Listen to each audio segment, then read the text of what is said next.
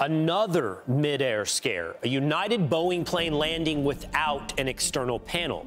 It's the latest in a slew of safety incidences across the country. So here are just a few.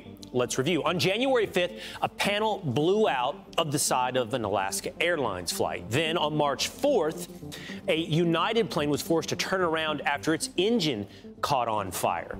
And then that same week on March 7th, a tire flew off another United flight. This was moments after takeoff. And then on Monday, a United aircraft was forced to make an emergency landing after a mid-air fuel leak.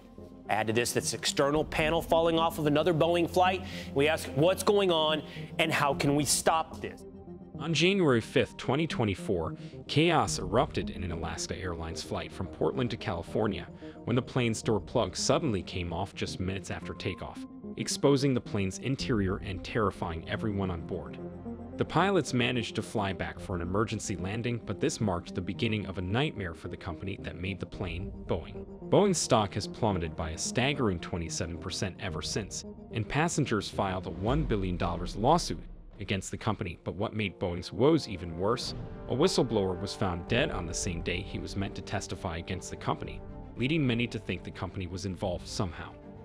This raises the question, is this the end for Boeing? In this video, we're going to walk you through the full 737 MAX saga, then explore the uncertain path that lies ahead for this company. Welcome back to PST Markets. In the infamous Alaska Airlines flight incident with the 737 MAX, some on board sustained minor injuries, but fortunately there were no deaths, as no one was sitting in the two seats next to where the door blew up. Alaska Airlines described this as a miracle, since the flight had been almost fully booked, with 171 passengers on board out of the plane's full capacity of 178, so just 2 of the 7 empty seats on the entire flight were side by side next to the torn door plug. But what really caught people's attention is that the plane involved in the accident was a Boeing 737 MAX 9, a plane from a family of jet airliners that has long been problematic, meaning this is only the most recent in a series of 529 accidents tied to this aircraft. 2 days after the accident, the FAA had issued an order requiring all operators to check the rear mid-cabin exit door plugs and launched an investigation to determine what went wrong. Additionally, it grounded all 737 MAX 9 aircraft until further notice. So what exactly went wrong with the 737 MAX 9 door plug? We can't answer that question before we tell you what exactly a door plug is. According to American aviation regulations, the number of emergency exits in a plane depends on the number of passengers. For example, a 737 MAX 9 that can hold up to 220 seats requires a total of 10 exit doors in order to ensure the minimum evacuation time of 90 seconds as mandated by aviation regulations. But Alaska Airlines only outfitted 178 seats, and since that's less than the original capacity of 220, the American aviation laws allow eliminating the 2 mid-rear cabin emergency exit doors to reduce weight and maintenance costs. Instead, they get replaced by a bolted panel or plug, and that is what a door plug is. A door plug is held in place with 4 bolts, but during the Alaska Airlines flight, it blew off cleanly without leaving significant damage on the plane's fuselage, which was extremely strange. And so other 737 MAX 9s were inspected to determine why that happened, and to many people's surprise, the FAA said that some carriers reported loose bolts on the door plugs and other hardware in their 737 MAX 9s. This explained why the door came off without doing great damage to the fuselage, and raised some serious red flags over Boeing's manufacturing and quality control, which put the company under intense scrutiny from the public for the 3rd time in less than 10 years. As a result of the Alaska Airlines accident, Boeing and the airline are now facing a $1 billion lawsuit from 3 of the passengers that were on board that day, and these passengers are saying that the accident only happened because of negligence, and now seek both compensatory and punitive damages. Not only that, but Boeing is also facing another class action lawsuit that was filed on behalf of 6 passengers and a relative in Washington state, where Boeing is headquartered. This lawsuit alleges that the event physically injured some passengers and emotionally traumatized most if not all aboard. The strangest thing to come out of this entire saga was the death of whistleblower John Barnett, who was a former Boeing employee known for raising concerns about the firm's production standards, and he worked in the company for more than 30 years.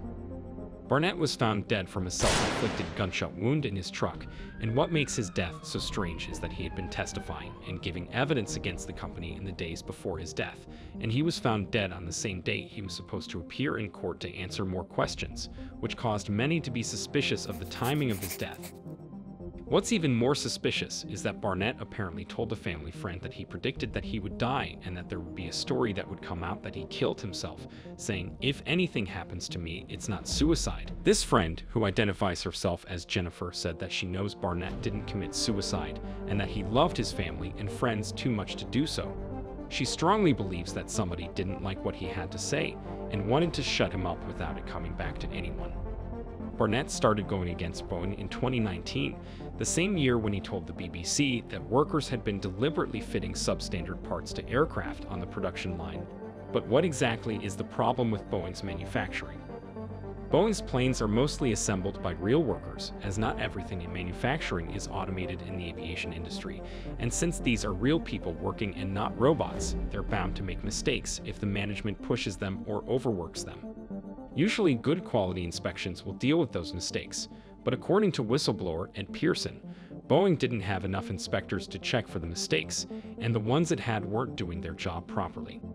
So Boeing really dug its own grave, but it's also fair to say that Alaska Airlines is equally to blame, as that particular MAX 9 had not just one, but 3 recent depressurization incidents before the flight, so the company knew that something was wrong with the plane. Not only that, but Alaska Airlines recently confirmed that the same plane was scheduled to undergo maintenance later that night. Notably, Alaska Airlines stated that no one being assigned to the 2 seats next to the faulty door plug was pure luck after the accident. But now that we know this, is that really the case? Or did the airline purposely avoid assigning passengers to those seats because it knew something was wrong? We'll leave that up for you to decide. Still, Alaska Airlines' involvement doesn't justify the fact that multiple other airlines reported that their Boeing 737 MAX jets have loose door plug bolts. That's all on Boeing, and it's why the company drew more attention. But the loose bolts are just the tip of the iceberg for Boeing, and another reason why the company drew so much attention is the 737 MAX's awful history. This plane has the world record for the longest grounding in the aviation industry's history. It is infamous for 2 previous fatal crashes that resulted in the deaths of almost 400 people, the Lion Air Flight 610 and the Ethiopian Airlines Flight 302. There were no survivors in either crash, and both crashes had one thing in common. A faulty angle of attack sensor provided wrong data to the 737 MAX's new computer flight control system, which led to the system thinking the plane was about to stall, so it responded by going down, resulting in a crash. With all these controversies, you might be asking yourself now, why does Boeing keep manufacturing the 737? And wouldn't it be wiser to just discontinue it? It's unlikely that Boeing will choose to discontinue the 737 because it is the company's best-selling jetliner of all time and also the world's top-selling aircraft. In fact, as of December of 2023, 16,459 Boeing 737s have been ordered and 11,660 have been delivered. This is because since its release in 1968, the 737 received a reputation for being cheap and reliable, and while it wasn't as efficient as newer airplanes, that didn't matter to the airlines, which were using the 737 jets for short-haul flights only.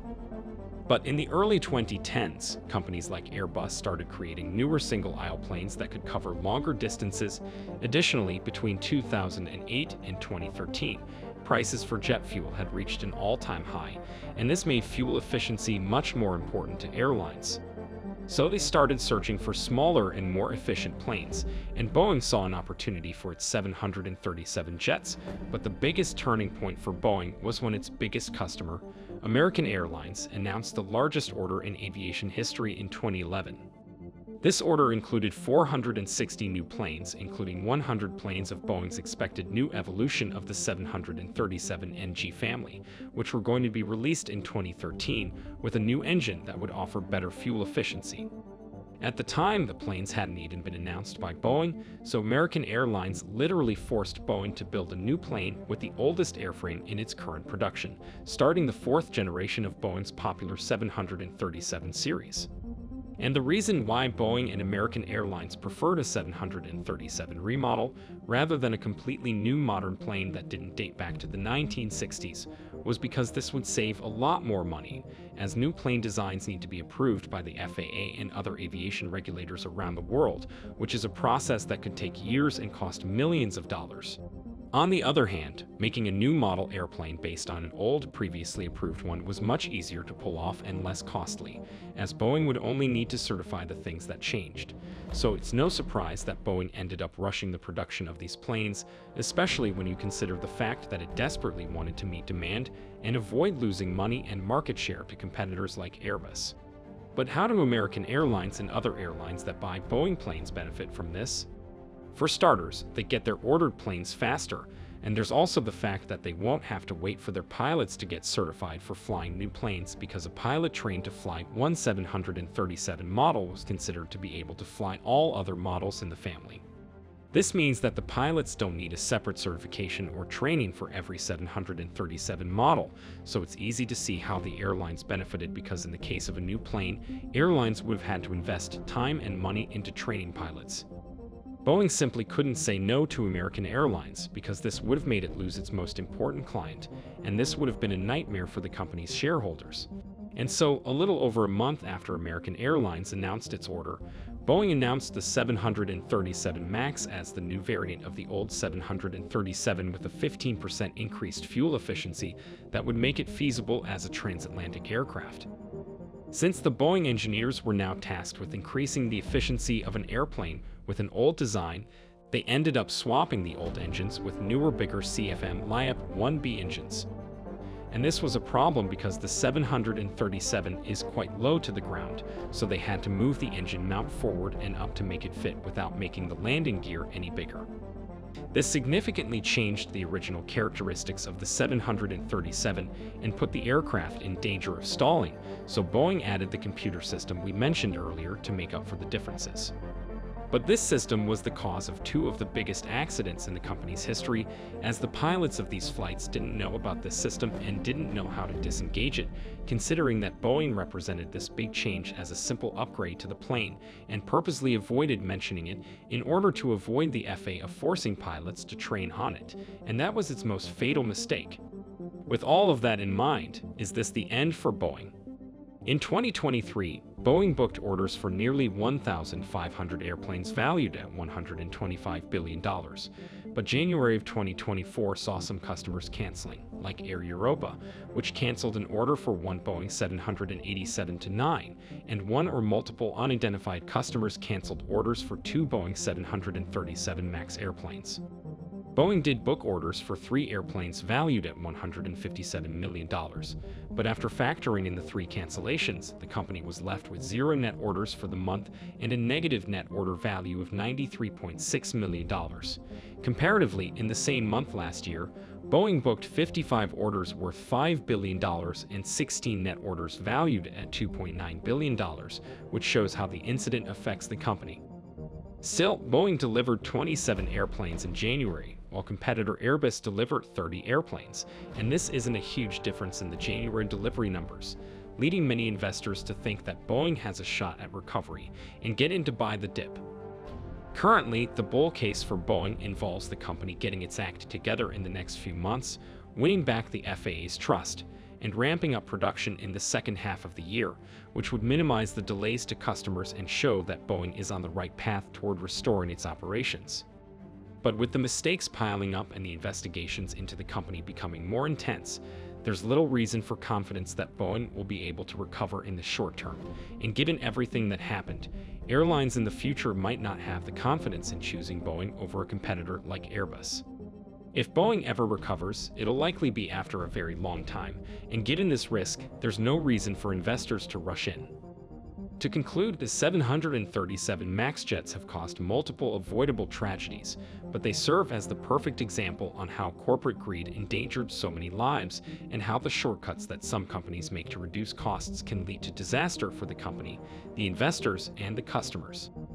Some investors are seeing an opportunity in Boeing stock because of how much it declined, but this stock should be approached with caution because there are simply too many risks. Well, that is everything for now. What do you think? What do you think will happen to Boeing in the future? Please let us know in the comments below. If you haven't, please subscribe and like this video. Your support helps us continue our work. Thanks again for your support, and I will see you in the next one.